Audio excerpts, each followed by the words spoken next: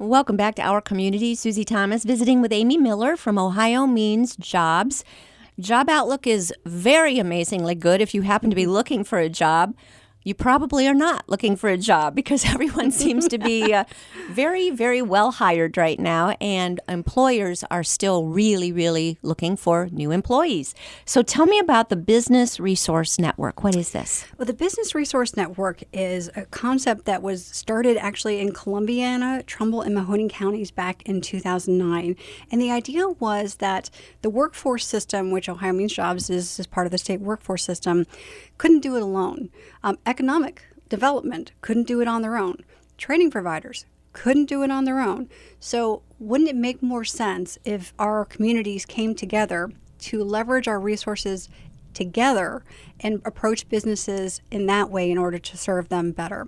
So we received a federal grant back in 2009 for $6 million. It was called a Workforce Innovation Grant. And the whole idea of that grant is to develop that network in counties across Ohio.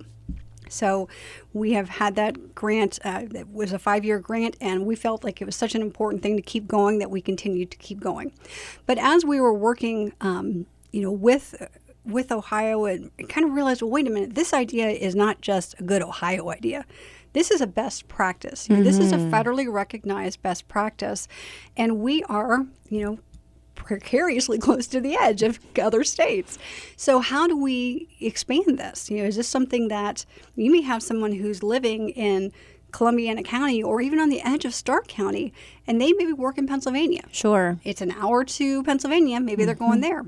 Depending on where they're at, maybe they're going down to West Virginia, in the corner of West Virginia, and they're working there. So how do we help employers and in those other states? The idea of the Business Resource Network then is that we interview the employer. So we talk to them about, what are your challenges? What are your opportunities? Maybe hiring is your challenge. Maybe you need to upskill your workforce and you need to get some training in there. Maybe you need some economic supports. Maybe you need some kind of tax issues. Whatever the situation is, we go in and do a thorough assessment with the employer. Try to find out, really what are the things that you need as an employer. And then we take that back to the network. So that we have network meetings every month, and we talk about the different things that are out there, and then we create a proposal for that employer. That employer can then look at that proposal, decide what they want, what they don't want. Maybe they want all of it. Maybe they want none of it. Again, it's completely up to the employer as to what they want. But it's a custom plan for each of those employers. Right. When you say they take it back to the network, who is the network? So the network is going to be a local workforce system, training providers, economic development, the city. Lots of different organizations are part of it. But anyone who's involved in maybe working with businesses. Okay, and you bring all those components together. Do you find any trends of businesses having certain challenges that creep up every single time you see that? Oh, we see that a lot. Well, I think you kind of hit on one of the big ones, Susie, which is the hiring. I think that many employers are struggling right now, and when we're trying to get companies to come into the area, come into our county, what they want to see is that there's a labor force here. If I bring a company here, am I going to have anyone to work for me? So they really need to be able to have the opportunity to hire, and if there's no opportunities for them to hire, then they're going to go somewhere else. Yes. How advantageous is it that we have, 5 colleges and universities within a stone's throw of each other? Yeah. That's a new labor force every single year. Is that pretty advantageous? You would think that would attract? I think that's very advantageous. And I think that one of the challenges that we have here in Stark County, of course, is keeping our young people. Yes. Making sure that the opportunities for them are here, because we have 5 schools, so great. We have all these people coming out. Are they staying? So, what are the things that we can do to keep them here? I'm sure you've heard of the Strengthening Stark initiative. Yes. That is trying to look at different ways for Stark County to get stronger, to grow, and one of those is making sure we're trying our best to keep our young people here. I think that's really important. So it's kind of that double-edged sword. It is. It's a catch-22. Yes, bring the jobs because we have the people. People stay because we'll have jobs. If it really is a round circle. It really is. But wow, when you talk about things that are great for young families, young people just getting out of college and just getting married and just starting their own families. You cannot beat our economy here. The cost of living in this area is outstanding. You can live very well on very cheap. It's really true. We're in such a beautiful area here in Stark County. There's just, it's not that we have one little nice place. We have so many beautiful places throughout the county. We're a stone's throw from Akron. We're a stone's throw from Cleveland. It's such a wonderful central location to then be able to, work wherever you want and live here in a great, cheap place with great education. I mean, some of our school systems are just amazing. Can't say good things enough about Stark County and just all the great things that are happening here. You would think a lot of businesses would eye us and say, oh, well, this is the perfect place to settle. And I think as we record this, really good news just happened for North Canton. There's some basic new jobs coming in there as well. So some employers are finding this to be a good spot. Now we need them to stay. We need to provide them with a good workforce, and then that attracts more jobs. But we don't want it to make our cost of living go up. That's the one thing. Gotta have both. Keep it all in balance. So awesome. So the grant, you were able to expand on this now, and you are looking at expanding this nationwide? Well, what we did is, we are being so close, we looked at working with Pennsylvania and working with West Virginia, and we received a $190,000 grant from the Claude Benedum Foundation, which is in West Virginia, to expand the grant into these areas. Wow. So we'll be providing technical support as these different areas implement it into their specific locations. So it's a wonderful opportunity for there to be more connections between Ohio, Pennsylvania, West Virginia, but also for each of those states individually to strengthen their economic development locally. So looking at how we're growing this particular idea, it's just really awesome that we're having the opportunity to do this. And we've presented. Matt Falter is our program director for this particular program, and he has presented in Washington, D.C., along with Jennifer McKeels, our executive director of the Stark-Tuscarawas Workforce Development Board, about this, and just what a great idea this is. And it's definitely something that has a lot of traction and is getting very much embraced, because it's just smart. Why would we want to work separately? We all have resources, but our resources are limited.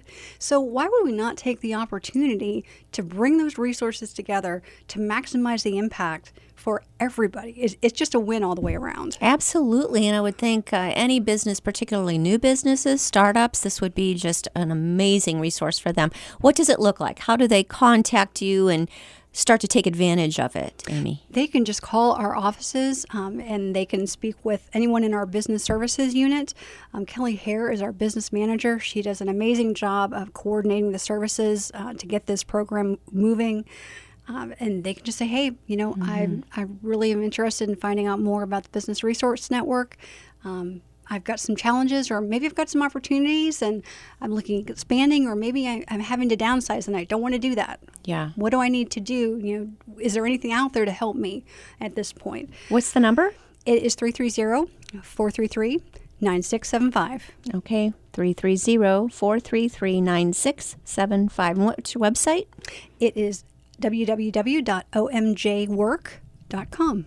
OMJ Ohio means job, so Yep. omjwork.com. Okay, let's go back to that word you just said, downsizing. Are people, even in a strong economy, doing some downsizing? Unfortunately, yes. That is something that is happening. We are still seeing some companies manufacturing, maybe going overseas. And we're also seeing a lot of hits in retail. And that doesn't surprise me as much, just because so much has gone online. Yes. So that makes it much more difficult for some companies to continue to survive. I'll say one that's near and dear to my heart. Payless Shoes went out of business. Oh, I know. Yes. So very sad. But can't they have just as strong of a presence online? Well, I think that's what's happening to a lot of them, is that they are transitioning from a storefront presence to an online presence. So it just really depends upon how nimble they were and how much their businesses realized, hey, maybe this is not the model for us. Maybe the online model is the way we need to go. There's a brand, It's called Coldwater Creek. It was very, very popular for many, many years, and they just found that the storefronts were not working. So you can still buy things from Coldwater Creek, but now it's all online. Rockport Shoes is another one that did the same thing.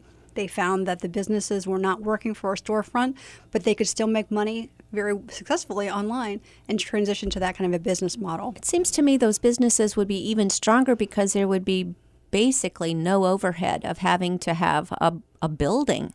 And you're also not having maybe the poor customer service that comes with hiring seasonal employees whose heart aren't 100% in it. They're just kind of there because it's summertime and they have to have a job. I don't know that businesses realized how much you live and die by that person that's at the clerk at the counter, the kind of customer service that young one is giving to people can really represent who you are. So there's no worry about that. If you're doing something online, you're communicating online with people. Some of those people are just outstanding. I mean, have you ever tried, like, I've got a question about this, and they are, hi, I'm here to help. How can I help you? And there's an actual person on the end of that. Yes. I'm just finding customer service online is pretty amazing. How about you? Yeah, I'm seeing the same thing. And something I've seen some online retailers start to do that I think is really, really smart is that one of the appeals of going out and shopping is that, okay, I can try on. Maybe some clothes I'm a size 6 and other clothes I'm a size 4, and you just never know. Right. Well, if I'm going to buy that online, I'm going to have to buy the 4 and the 6, and I have to put my money out. And then send back the and one. And send it back. Right. Well, some retailers now have started, they don't charge you right up front. They have started that they'll send you both. And then you keep one and you send the other back. Or maybe they both didn't work. Smart. It's such a smart idea. And I was like, wow, I don't know why nobody else is thinking of this. But it makes so much sense because I don't have the money to put out for maybe 2 items. I can afford 1. I can't afford 2. Mm-hmm. Or why? Why have the same thing in 2 different sizes? Exactly. Yeah. Exactly. That is brilliant. Okay, but we don't want to see all of our stores go away, right? And remind me why we don't want that. Because we like shopping. Okay, wait, that's not all. Okay, there's got to be more to it than that. Retail is a driving force. It's a great part of the economy. It really, we want with a strong economy to be able to return our dollars into goods and services. And the goods part is our shopping.